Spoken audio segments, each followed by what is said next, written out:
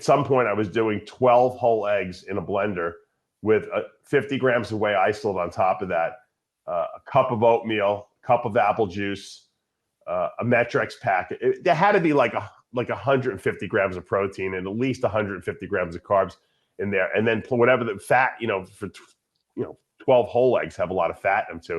And I would blend this thing up, and the blender would be at the top. So when it was I couldn't put the top on the blender. I had to leave the top off, and it would almost be spilling over, and it would be look like a cement mixer because it was so thick from the oatmeal.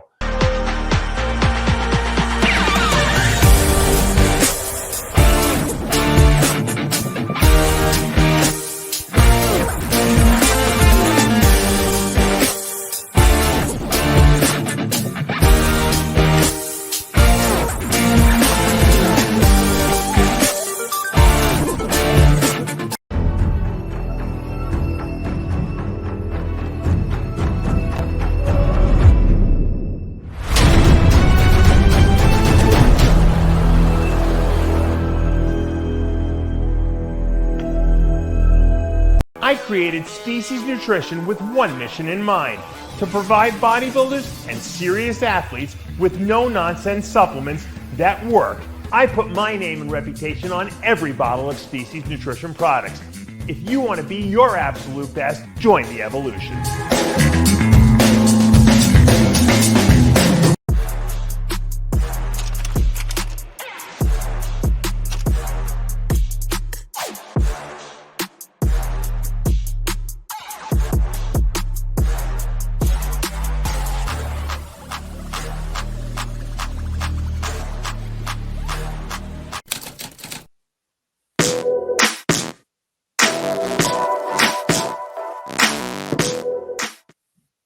RX Television, RxMuscle.com. This is Ask Dave, your 30-minute question and answer show with Dave Palumbo. Whatever's on your mind, bodybuilding, non-bodybuilding, diet, training, supplementation, it is all on the table for the next 30 minutes. I'm your host, Sadiq Faruqi. So glad you can join us. Wanted to give a special shout out to the Rest When Dead clothing company, sponsoring us on the site for the better part of this month.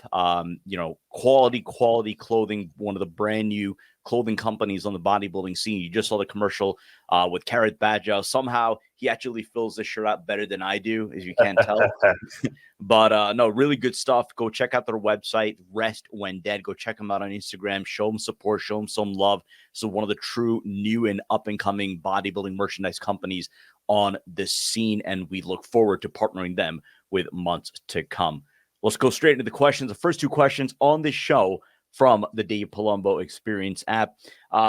Good one here, and it's one of those that I usually save towards the end of the show, but again, these are from the app, which we take at the beginning of the show. Right. Craziest off-season diets you've seen by bodybuilders, not named Juan Morel. Love the qualifier there.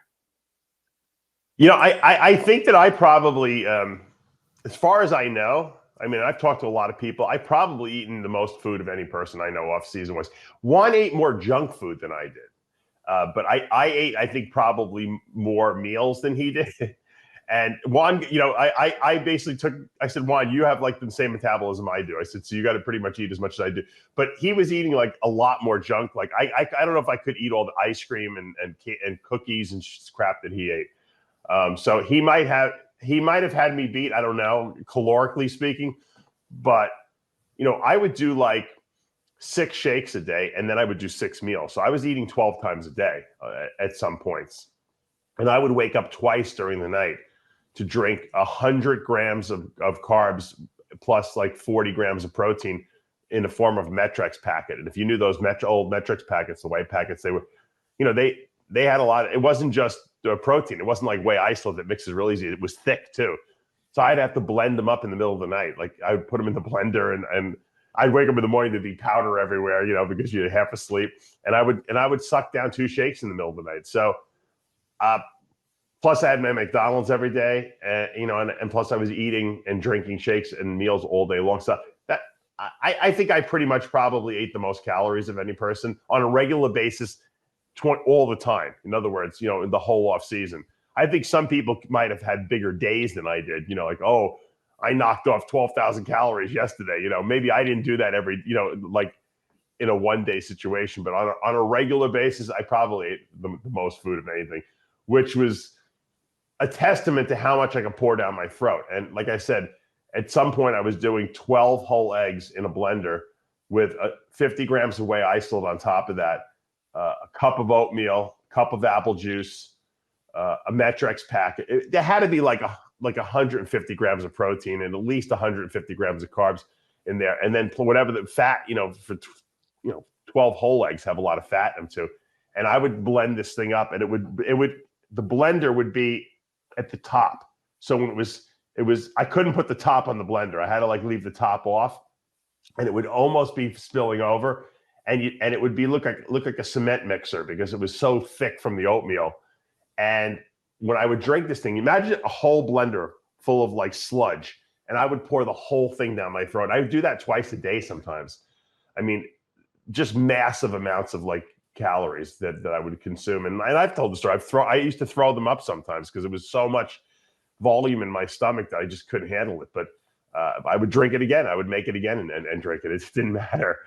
And that's what sometimes you have to do to really put the weight on. Now I've heard stories where Vic Richards wrote they ate 30,000 calories a day.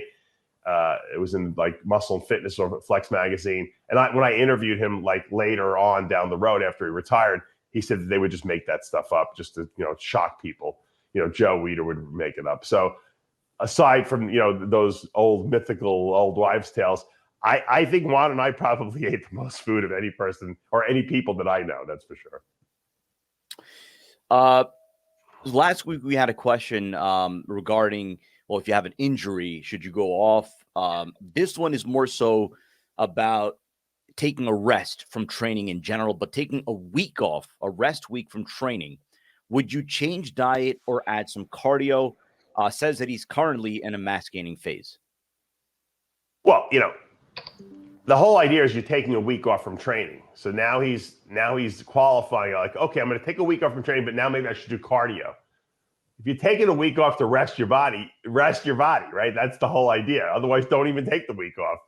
And I always I was terrible with that during my career. I had a lot of problems taking weeks off, at a time, especially if I had to have a surgery. Luckily, I didn't have too many surgeries while I was competing. I had an arthroscopy on both shoulders, but that was about it. I was terrible. Even when I went for some I don't even know. I think it was called prolotherapy for my shoulders, in the middle, toward the end of my career to try to supposedly heal, some of the tissue and the cartilage in there. And they wanted me to take off 6 weeks. I said, you got to be out of your freaking minds. I couldn't even miss 3 days from the gym.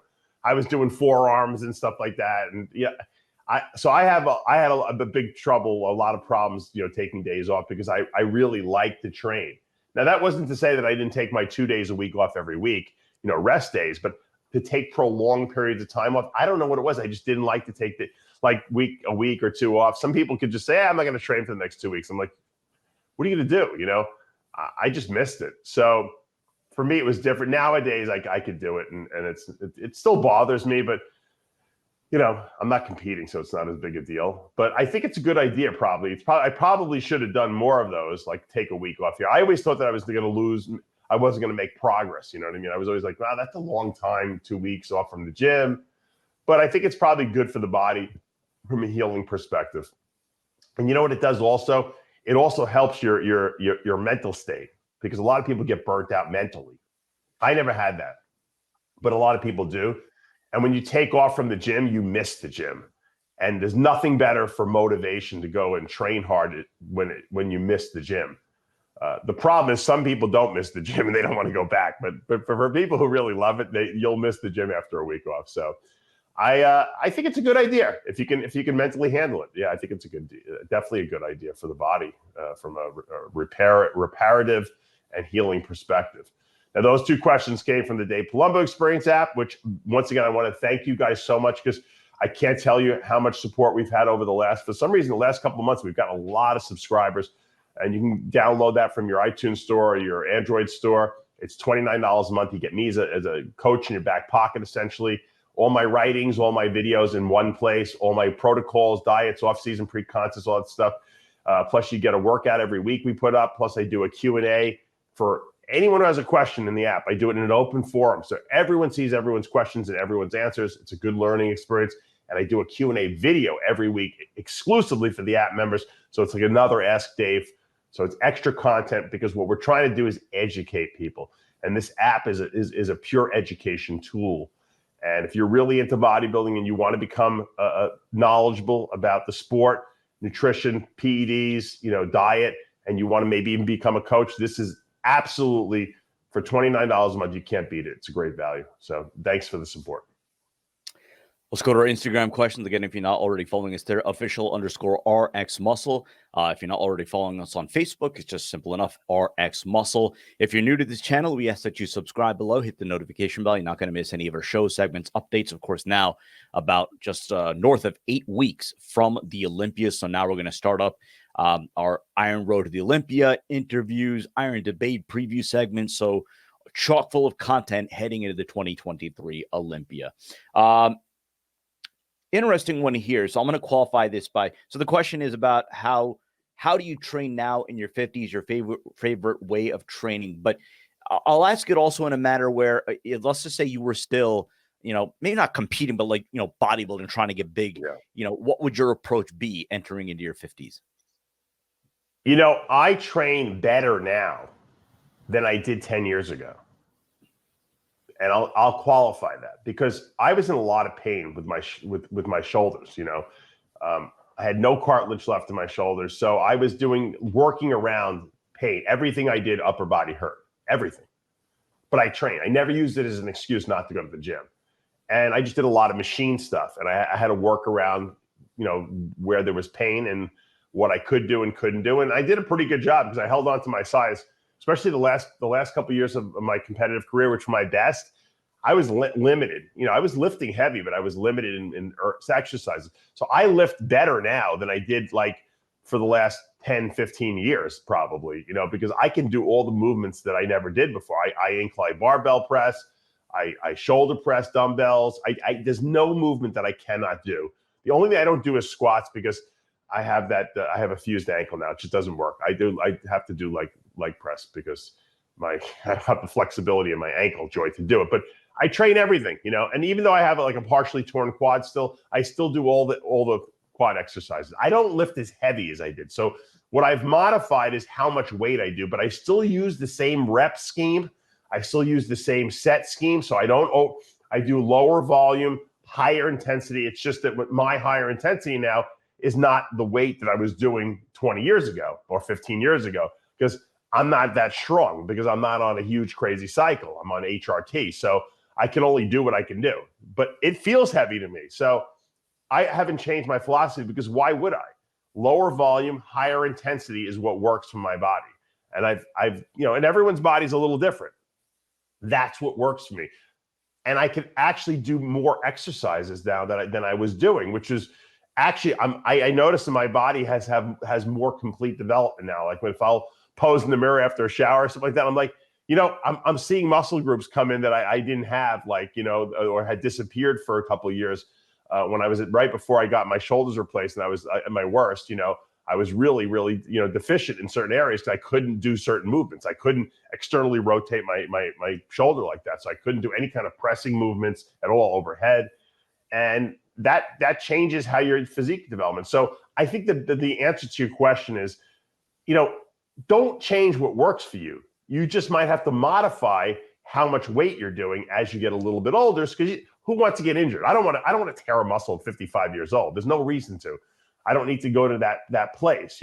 So you got to. I think what you need to do is you go into the gym, you challenge yourself, but you don't take risks like you might have when you were in your 20s and 30s, because you needed to push super crazy heavy weights, because you wanted to get on stage and be the biggest guy there.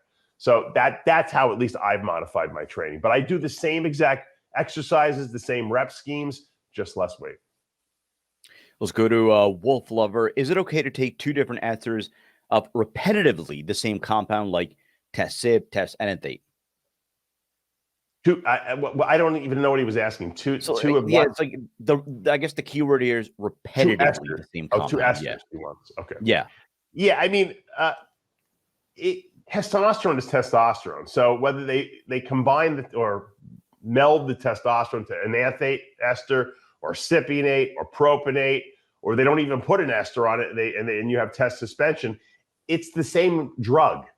So changing esters, or using two at the same time are not going to give you like that synergistic effect, because it's the same drug you're taking. It's just how they release it's different. So the ester part of the steroidal compound is just determining how fast or slow the drug will be released into your system. The actual drug is what binds to your androgen receptors and determines how your body responds. So if you switch from nandrolone to canoate, which is DECA, okay, and you switch to boldenone enanthate, which is equipoise, those drugs are different, and they will bind to the androgen receptor in a slightly different way. So if you switch those drugs every 6-8 weeks, you're going to get a better growth effect. Whereas if you're switching testosterone esters, it's not going to make a difference. Just like if you use two separate testosterone esters together, it's not going to be like you're taking two different steroids, because they're the same drug. So I hope that clarifies that. So that it's not the ester that's important, it's the drug. Just like if you took dromostanolone, which is Masteron propionate, with dromostanolone enanthate, which is a long-acting Masteron, it's the same drug. You might get different releases, but they're not going to amplify each other in any way, because it's binding to the androgen receptor in the same exact way. I generally play with carb powder post-workout, and I've always tried different grams of carbs from 10G to 80G servings, but I always seem to bloat and feel puffy once I take them post-workout, regardless of the serving, and it continues throughout the day. Is this common, or is it something else? Just to add, I get the same effect with other carbohydrates, foods, post-workout. Yeah, I think some people are just carbohydrate sensitive. I just see it. I mean, I can eat carbs and I look like a freak after I eat them, especially if I'm depleted, I'll just blow up. Other people I see, eat carbs and they just become a watery mess and their stomachs get bloated. So, it also happens to do with how much body fat you have on your body. If you have a lot of body fat, or you have, enough body fat to obscure the definition of your physique, and you eat carbs, it makes you look worse.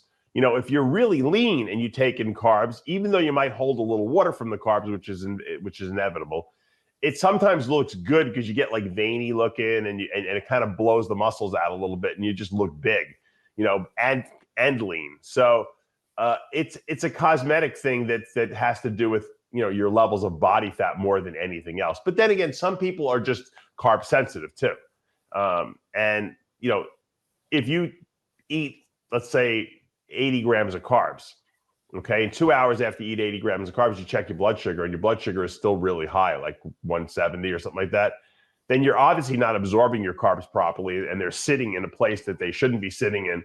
They're in your bloodstream, and they're pulling fluid into there. And so that could be another issue too, how you're processing the carbs. If you're eating a lot of carbs and you're not really absorbing them because your body's not producing enough insulin, then that's another thing you want to address. So what I would do is I start checking your blood sugars, fasting in the morning, which should be under 90, and then 2 hours post-meal, which should be under 130.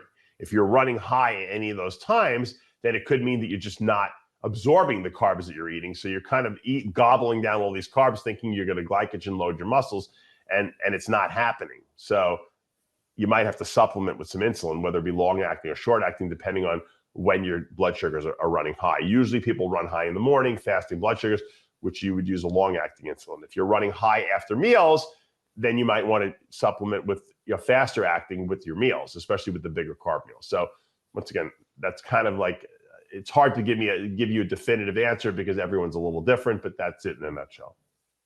Let's go to Bilal Hamide, currently bulking and doing 4 IU GH daily, splitting injections as first thing in the morning and the second being pre-workout. Is this the optimal way for building muscle? Also, should you always not eat anything around your GH injections time? I've experimented with different times of taking GH. I always loved it in the morning more so than anything else, because it does drop your blood sugar a little bit when you initially take it, because you get an IGF-1 release. So if you take it with breakfast, you're going to absorb that meal really well, and that's going to start you off with a good pump for the day. Plus, the morning is when your body doesn't produce GH naturally. So that's a perfect time to put it in there because you're the most catabolic in the morning. So that will neutralize some of that catabolism and make you more anabolic in the morning. If you're taking more than 4 IUs a day, or even at 4 IUs, sometimes it's good to split it. So you might want to take like 2 in the morning. You might want to take 2 post-workout, because once again, post-workout, you're eating a nice carb meal, usually, or some kind of a carb shake. And the IGF-1 release from taking the GH shot will help drive that stuff into the muscle. So that's not a bad time. I know a lot of people take it at night, and that was when it first came out. That's when everyone did it, because everyone figured, oh, your body produces it at night. Well, yeah, exactly. Your body produces it at night. So why take it at night? If you take it at night, you're not going to produce your natural GH. You're just going to have the GH you're injecting. Plus, because it can drop your blood sugar initially, if you take it before bed, you might wake up with low blood sugar, or you might have trouble sleeping because of that. That's what I used to notice. So I don't think it really matters when you take it, but I always try to take it when my body, especially in the morning, wasn't producing it naturally. So I used to just take it once a day, to be honest with you, just because it was easy. I got up in the morning, I took the shot, I ate my food, my meal, and I left the house. And I don't have to worry about it. Because when you start worrying about taking things multiple times a day, you forget invariably, and it's a pain in the neck. So, but that, like I said, it really doesn't matter. Like if you forgot to take your shot in the morning and you went home in the middle of the day and took it, you'd still get the benefits. Let's go to Nico Cantemir for an enlarging prostate. What is the advice regarding finasteride dosage, so on and so forth? Yeah, I don't think you should use less than 2.5 milligrams. They have this drug finasteride. That's the generic, name of the drug. They have a form called Propecia, which is 1 milligram of finasteride. They say to take it for hair loss.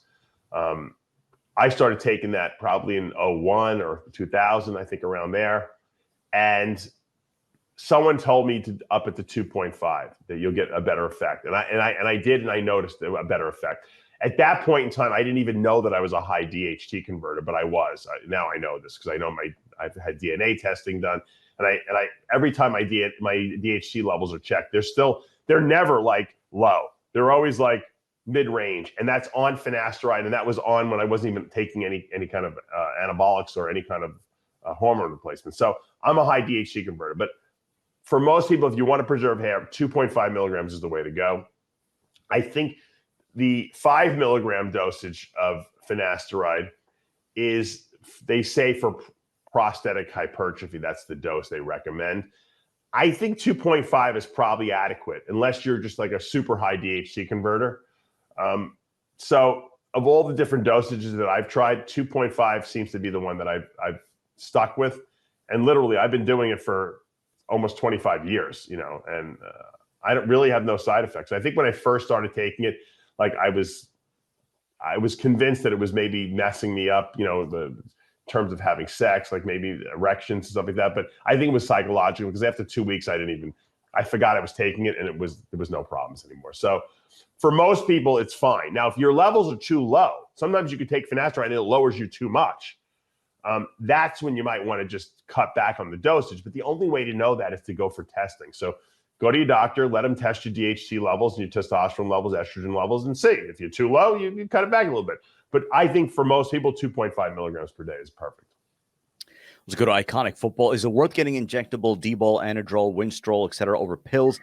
Also, is there a reason why you prefer taking orals every day and not just pre-workout for longer cycles?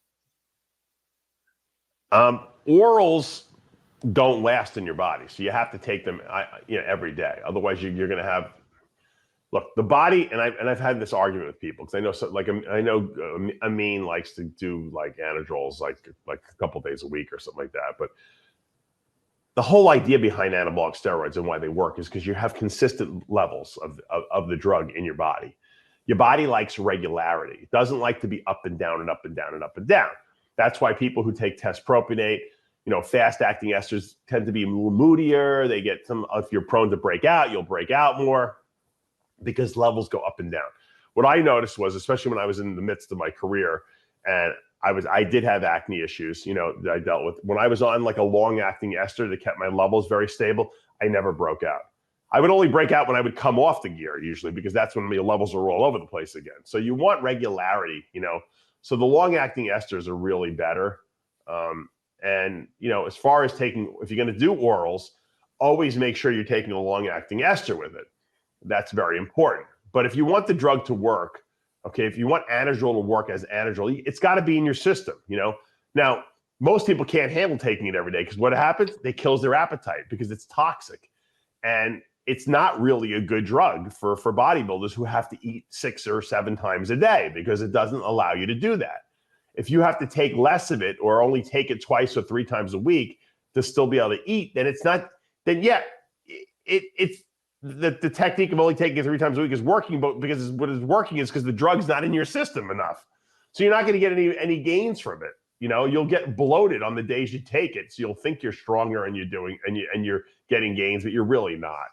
It's like you're fooling yourself. I remember when creatine was out, and people said, "Oh, creatine bloats you," and then they would coming out with these like little liquid creatines in a little dropper, which even if the liquid creatine was absorbable, which it wasn't, because creatine is very hard to solubilize it in liquid and stabilize it.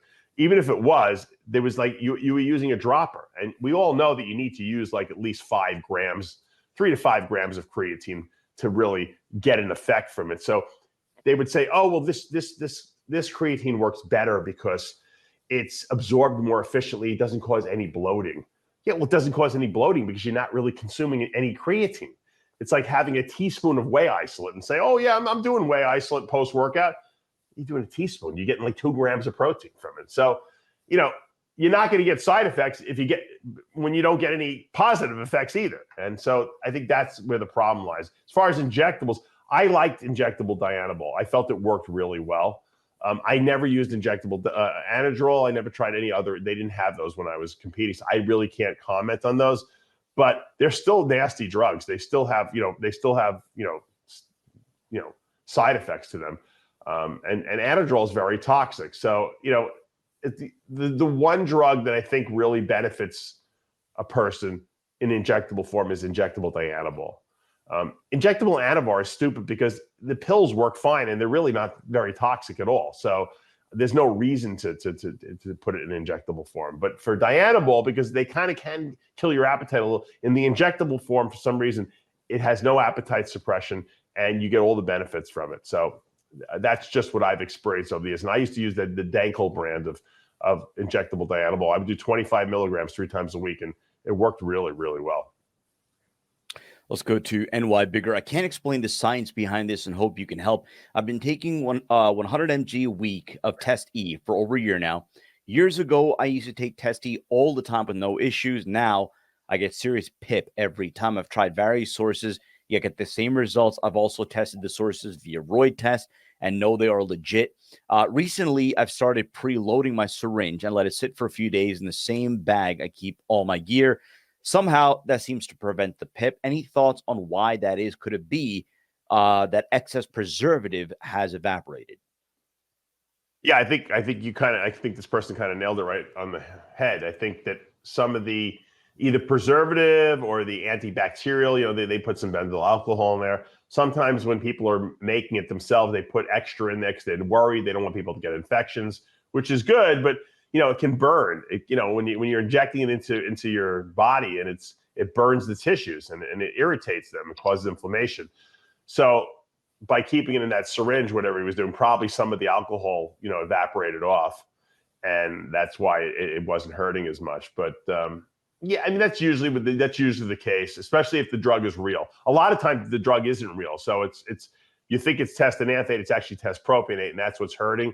But in this case, he tested all the drugs, so he knows that with the roid test kits, so he knows that they're good, and that's the only other possibility it could be. It has to be one of the preservatives in there, or the antibacterials. So you actually had a second question as well. So good one here.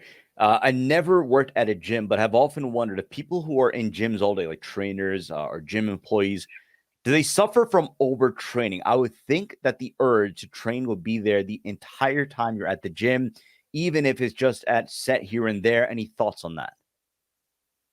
Well, having been a trainer at a gym back in my day, when I was, hold on, let me get my, I could tell you this, when you go to the gym to train people, it's like you just don't, you want to get out of there. You don't even want to train in the same gym as where you're training other people. I don't know what it is. It's like it mentally becomes like this work environment and you just don't want to do it. It was always so hard for me to work out like after training like 3 or 4 people. It's like almost like I have to leave the gym and then go to another gym and train, you know, and I used to do that. I used to train people at Bally's, which was the old Jack LaLanne. I would train like 4 people in the morning. And then I would go, I'd meet my friend, we'd eat lunch, we'd go to the beach if it was summer. If not, we would just go right to the gym and then we would train at another gym, like a hardcore gym, and do our workouts. So it's just hard, you know. Now, if I owned my own gym and I was there all day, I would probably train at the gym, you know, just because I'm there. But, you know, I have the kind of mentality, once I do my workout for the day, like, I don't want to do anymore. Like, I'm done, you know. It's not like, I know more is not better. So I'm like, well, why would I want to do more? You know, I even hate having to pick up move plates around after I've trained already. Like if I do my workout and I train this one guy and I have to load his plates and you know, help him out with the dumbbells and stuff like that. I'm almost like, I feel like I'm overdoing it, you know, at that point. So I think most people, you know, if they're training hard enough, you shouldn't want to do extra. But I do know people that all they do all day is work out. You know, they are at the gym and they're doing, I'm like, what are you doing? You're training again? And they're like, well, I'm breaking my body into 3. I train 3 times a day. There's no way you can recover from 3 workouts per day. You know, it's different when you're doing endurance training. Like, let's say, you know, I used to run, bike, and swim like one summer, like prior to my cross country season in college. Because it was so hot out. So in the morning I would go to the pool, my local pool, and I would swim for a quarter mile in the pool, laps. And then I was kind of lay in the sun after that. And then as the day kind of tapered on, I would go and I would do my run. And then sometimes later at night, I would go for a bike ride. So that's fine for endurance athletes. But when you're breaking down massive amounts of muscle in the gym, you know, training with weights, you can't do that all day long, or you're going to overtrain really, really fast, you know, and you're not going to make any progress, you know. Taking a lot of training related questions, so we'll finish off with one from Mike Barrington. Can you elaborate on your quote classic 5-day split that I've heard discussions back in the day, podcasts with Boston, muscle groups, exercises, sets, etc.? Yeah, I mean, it's like I said, it's the same pretty much workout I do now, except now I kind of break my body into 4 parts because I just don't want to be in the gym 5 days a week sometimes. But sometimes I am in the gym 5 days a week. I'll just repeat a body part. But usually what I do is back in the day, I would do chest and calves on one day. I would do arms on another day. And I would do back on one day. I would do legs. That's hamstrings and quads all together. And I would do shoulders. And usually I would throw in one of those days I would add calves in there again. So I would do calves twice a week. And I would do abs about 4 or 5 times a week, usually. And that worked really well. At one point in my career, and I've talked about this, I did an 8-day split because I really wanted to prioritize my arms because I wanted to get my arms up to 22 inches, which I did. I think they were 22 and a half and 22 and a quarter. I think that's what I got them up to. But I was training the same split I gave you, but instead of doing arms together, I was giving biceps and forearms its own day, and I was giving triceps its own day. So on tricep day, I think I did calves. So I would do literally 6 days of training a week instead of 5, and I would have 2 days off. So it was an 8-day rotation. The only thing about the 8-day rotation is you're not training the same body part on the same day every week because there's only, there's 7 days in a week, so it's going to change every week.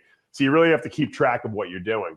The good thing is that on the bicep and forearm day and the tricep and calf day it was a short day, but I was still in the gym, and it didn't matter because that's what I did for a living. I wasn't going to a job or anything like that. So for me, I liked being in the gym the extra day, and like I said, it was an easier day, and I could play. Like if I was traveling to do a guest posing, I would try to make the tricep day like the day I was traveling. So when I got to where my destination, it was easy. I would just go do triceps and calves. I'd be done. It would be a quick workout in the gym.